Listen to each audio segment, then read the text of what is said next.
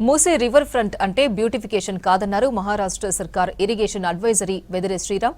హైదరాబాద్ సిటీని మాత్రమే లెక్కలోకి తీసుకుని వచ్చే సెవరేజ్ ను పట్టించుకుంటే ఫలితం ఉండదన్నారు. 120 కిలోమీటర్ల పరిధి ఉన్న మూసీలో గాలి, నీరు, భూమి కాలుష్యమైనట్లు చెప్పారు.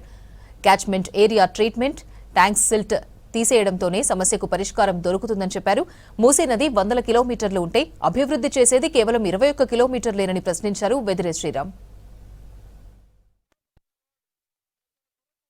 మూసీ రివర్ అందరికి తెలుసు. వికారాబాద్ అనంతగిరి హిల్స్ నుంచి ఇక్కడ పరిగి నుంచి ఇది ఈసా, ఇది మూసా, దాదాపు 100 కిలోమీటర్స్ డిస్టెన్స్. ఇది మూసా వచ్చి ఉస్మాన్ సాగర్, గండిపేట్, పరిగి నుంచి ఇది వచ్చి ఇది హిమాయత్ సాగర్. ఇక్కడి నుంచి ఒక 10 కిలోమీటర్స్ డిస్టెన్స్ లో బాపుఘాట్ ఉంది. ఇక్కడ నుంచి 55 కిలోమీటర్స్ డిస్టెన్స్ లో నాగోల్ ఉంది. అక్కడి నుంచి దాదాపు 120 కిలోమీటర్ల దూరంలో వాడేపల్లి అనే ప్లేస్ లో మూసీ రివర్ కృష్ణాలో కాన్ఫ్లుయెన్స్ అవుతా ఉంది.